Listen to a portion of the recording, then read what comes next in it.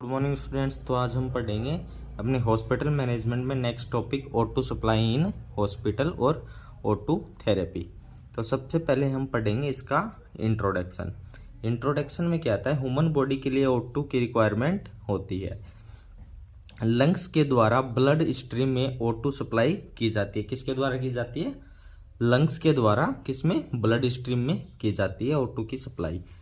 फिर आता है ड्यूरिंग कार्डियक और रेस्पिरेटरी फेलियर ह्यूमन बॉडी को इनफ O2 सप्लाई नहीं हो पाती, जिस वजह से ब्रीथिंग डिसऑर्डर हो जाते हैं। किसके दौरान? कार्डियक और रेस्पिरेटरी फेलियर के दौरान बॉडी के अंदर क्या हो जाता है, O2 सप्लाई नहीं मिल पाती, या फिर ऑक्सीजन की क्या हो जाती है, ऑक्सीजन लेवल डिक्रीज हो जाता है, जिस वजह से क्या होता है, ब्रीथिंग डिसऑर्डर होता है।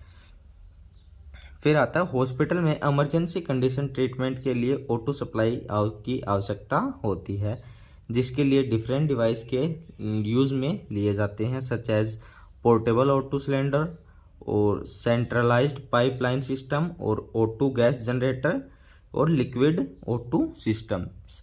ये डिवाइस यूज़ में लिए जाते हैं किसमें? हॉस्पिटल के अंदर O2 सप्लाई के लिए। फिर आता है, सबसे पहला आता है अपना portable O2 cylinder. O2 supply के लिए डिफरेंट साइज के सिलेंडर यूज में आते हैं, such as E tank, H tank और C टैंक और D टैंक। ये टैंक यूज में आते हैं। फिर नेक्स्ट पॉइंट है इसके अंदर अपना C and D tank are portable.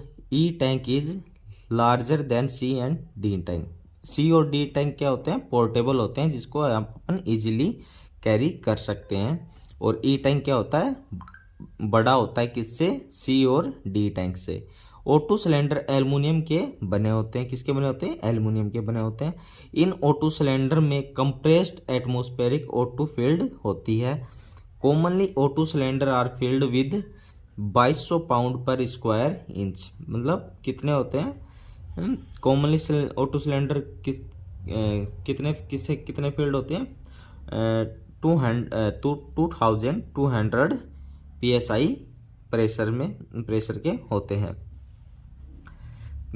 फिर आता है टैंक में प्रेजेंट हाई प्रेशर की वजह से कांस्टेंट O2 फ्लो होता है जब तक कि सिलेंडर खाली ना हो जाए। फिर आता है अपना next point, complication with O2 cylinder. क्या क्या कॉम्प्लिकेशन आते हैं O2 सिलेंडर के साथ में? नेक्स्ट पॉइंट है अपना इसके अंदर, compressed O2 catched fire more easily. Compressed O2 क्या करता है? Catched fire more easily. Cylinder की मूवमेंट नॉइस प्रोड्यूस करती है। क्या करती है? इसकी मूवमेंट नॉइस को प्रोड्यूस करती है। O2 cylinder heavy and expensive होते हैं। O2 सिलेंडर कंटामिनेटेड होते हैं।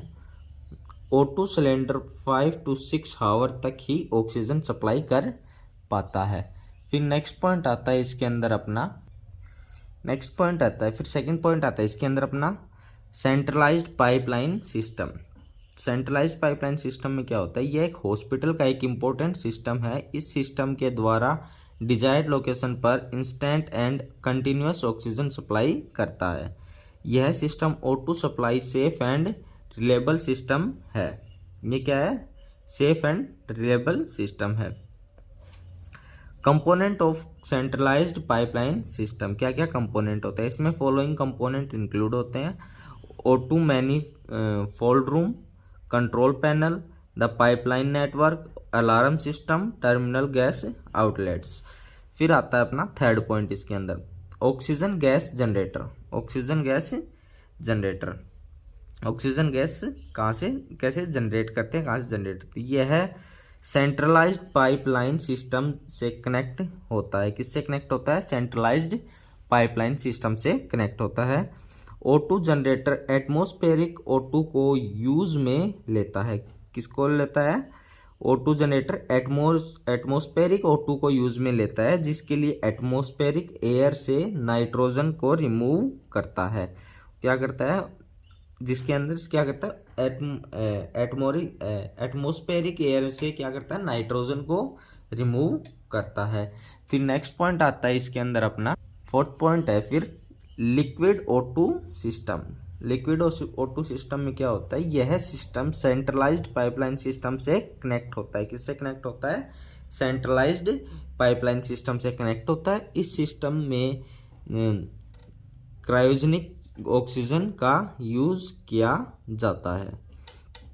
यह सिस्टम उन हॉस्पिटल के लिए बेनिफिशियल होता है जिनका O2 कंज्यूम पर वीक 1000 पर लीटर होता है। किसके लिए बेनिफिशियल होता है, जिनका O2 कंज्यूम पर वीक कितना होता है,